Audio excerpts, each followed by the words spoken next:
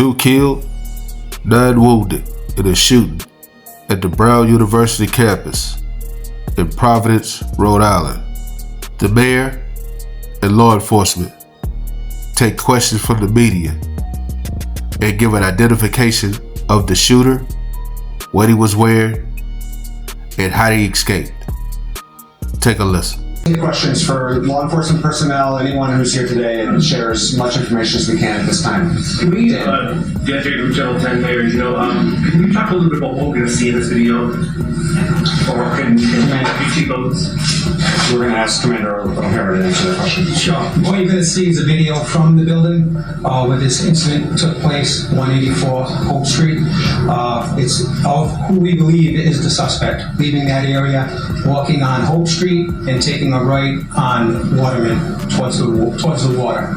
He's going to be wearing dark clothing. You're not going to be able to see his face. Dark gray or black clothing. And some of the witnesses have also told us that he may have been wearing a camouflage gray mask. That is unconfirmed. But if anybody should recognize this person in any way, seen him earlier, recognize his gait, obviously we want to know about that. You had said, or somebody had said, I want to make sure we're correct in reporting this, that he may have walked out of the building. And I'm wondering, how did he get access to the building, and is there video from inside the building? That I don't have the answer if there's video inside that building that depicts him. There is video inside that building. However, I haven't seen him on video inside that building. And he did walk out of the building. Can you explain that to me? So he was in the building, but we don't have video of him in the building. We haven't recognized him in the video yet. We do see some video from inside the building of a commotion. Clearly students are running. However, we don't have from the video that I've seen so far, we don't have the suspect depicted in the video. Is there any reason to believe this is international terrorism, or is this just some disgruntled student? That we don't know. A disgruntled student that just came in to shoot up because he was sad about final exams or something like that? We're not sure. Amanda, have you been getting tips since the last briefing? Yes, some tips have been coming in, and we have been running them down. We're going to be using the assistance of the FBI to categorize all the tips that come in so that we have it in an orderly format for us to look at. But yes, we've had some tips. None of them have worked out for us yet. Do you think or do a better idea than we did just 3 hours ago, since at least I have a visual image? Yes, a little bit better, but we're still not there yet, John. Has law enforcement done inside the building? Ian first. Commander, has law enforcement done a building-by-building search of the area, surrounding area? Yes, we have. We've gone through some buildings. We've made sure that students that were barricaded themselves in were safe. We removed them, and they're now in a reunification center. How far has that search gone into the residential area around Brown?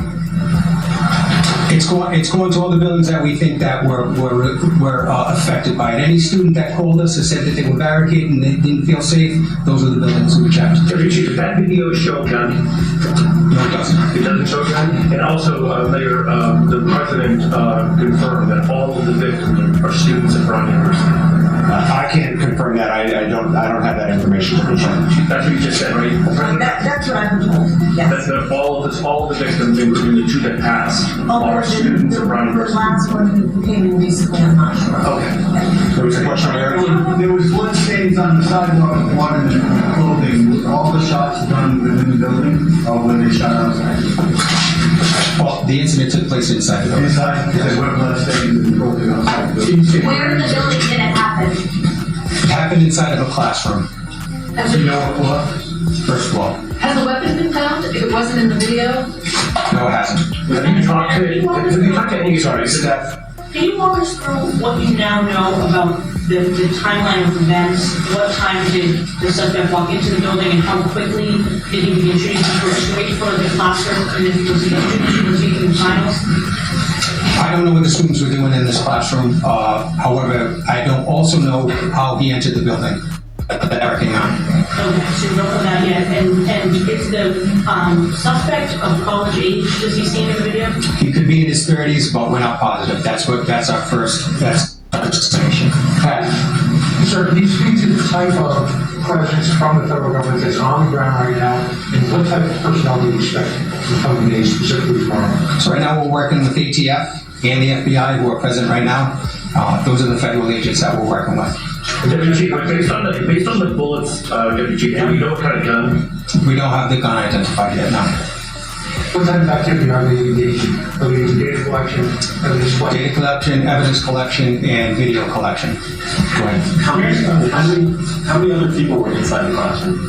That I'm not sure of. I don't know how many students were in there. President Baxter, could you maybe answer some of the questions about the Brown students? What was that class there for? Was it a final exam? You're the president. You must know. I don't know. Oh, you don't? I don't know that. Okay. Sir, you had a question? Yes. Go. So, have the shelter-in-place orders or evacuation spread to other parts of the city? Because we've heard that half a dozen times. No, they have not. The shelter in place has not changed. It remains in effect for the Brown campus and the surrounding neighborhood. City of Providence, you know if you live near Brown, that's where the shelter in place is in effect. It is not in effect in other neighborhoods because we have no reason to believe that there is any particular threat beyond the campus area at this time. As I mentioned at the press briefing before this, I'll reiterate right now. In this day and age, there is a lot of misinformation that can spread. As it pertains to official updates regarding this or any future announcements, please follow the City of Providence official social media channels. We've also put out updates through our 311 system, but the City of Providence on Twitter, Facebook, and Instagram will be updating throughout the evening. If that did not come from an official channel, then it is not official. Right now, the shelter in place is the same as it had been earlier, and it remains the same. Mayor, how is the shelter in place message being conveyed to the neighborhood? Is it just through the media or are you phone calls? So we have all of the above. We have conveyed it through the media. We've conveyed it through our official social media channels. We've pushed it out through our 311 system, which is the city service system. We've been in touch with our city council leaders throughout the neighborhood, including our councilman John Gonsalves from this neighborhood, who have their own distribution channels through newsletters and such. And for all of you who are Rhode Islanders, you know this is a close-knit community. That is our strength, particularly in this moment. We are all in touch with our neighbors. We are all in touch with our loved ones at this moment, and we are sharing information as directly and honestly as we can, and we will continue to push out updates through those same various channels. In the way back. Is there any indication of when students were sheltering in place in public campus buildings when they will be allowed to at least leave and go to those reading there is no notification about when that might end because we will make that announcement when we feel like it is safe to do so. And so we don't have a timeline on that, and nor should we have a timeline on that. Safety is the primary concern right now, and bringing a responsible individual to justice is our top priority. Is it your belief that there's just one suspect or people helping him? And if people are helping him, Deputy, what is your message to people that might be aiding, because it's been 6 hours and, you know, no one was He's unidentified, so we don't know if people may be helping him or not at this point. But if you assume that, what's your message to anyone that may know who he is or helping him or hiding They him? know who he is, please call us. Dan and Steph. I ask this with all due respect, Deputy Chief, just so I'm trying to process this so we can bring this person to justice.